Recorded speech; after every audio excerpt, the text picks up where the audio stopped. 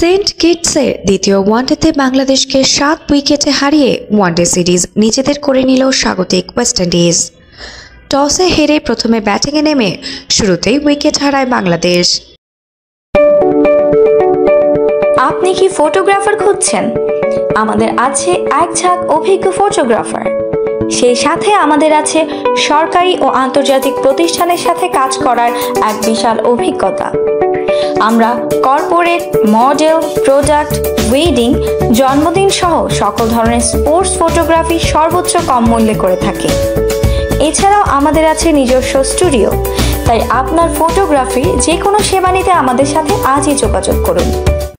আগের ম্যাচের মতোই এদিনও দ্রুতই আউট হয়ে যান সৌম্য সরকার। এরপর বেশি দূর যেতে পারেননি লিটন ও অধিনায়ক মিরাজ। তবে এক প্রান্ত আগলে রেখে ঠিকই দলের রানের চাকা সচল রেখেছিলেন প্রথম ম্যাচে 50 করা তানজিদ তামিম।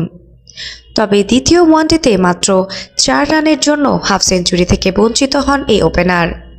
33 বলে 4টি 4 ও 2টি ছক্কায় 46 রানের দারুণ এক ইনিংস খেলে যান তিনি। এরপর আফিফকে নিয়ে মাহমুদুল্লাহ দলের বিপর্যয় সামাল দিতে চাইলেও আগে ম্যাচের মতোই ভালো শুরু করেও আউট হয়ে যান আফিফ। রিয়াদকে যোগ্য সঙ্গ দিতে পারেননি জাকের কিংবা রিশাদও। তবে এরপরেই অষ্টম উইকেটে পেসার তানজিদ সাকিবের সাথে 92 রানের জুটি করেন অভিজ্ঞ রিশাদ, যা অষ্টম উইকেটে বাংলাদেশের রেকর্ড জুটি। কিন্তু মাত্র 5 রানের জন্য 50 না পেয়ে আউট হয়ে যান তিনি। এরপর ব্যক্তিগত 62 রানে প্যাভিলিয়নে ফেরত যান রিয়াদও। শেষ পর্যন্ত 10 উইকেট হারিয়ে 227 রানেই থামে বাংলাদেশের ইনিংস।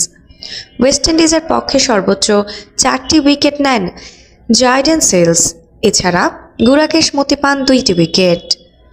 জবাবে ব্যাট করতে নেমে উদ্বোধনী জুটিতে স্কোরবোর্ডে 109 রান তুলে ওয়েস্ট ইন্ডিজ। এরপর ব্যক্তিগত 49 রানে লুইস আউট হয়ে গেলে কিসি কার্টিকে নিয়ে 66 রানের পার্টনারশিপ করেন ব্র্যান্ডন কিং। তবে ব্যক্তিগত 82 রানে ব্র্যান্ডন কিং আউট হয়ে গেলেও ক্যারিবিয়ানদের ম্যাচ জিততে সমস্যা হয়নি। শেষ দিকে কিসি কার্টি আউট হয়ে গেলেও 79 বল বাকি থাকতেই জয়ের বন্দরে চলে যায় ক্যারিবিয়ানরা। ফলে এক ম্যাচ বাকি থাকতে সিরিজ জয় নিশ্চিত করল স্বাগতিক West Indies. Afsana Nowrin, Bangla sports.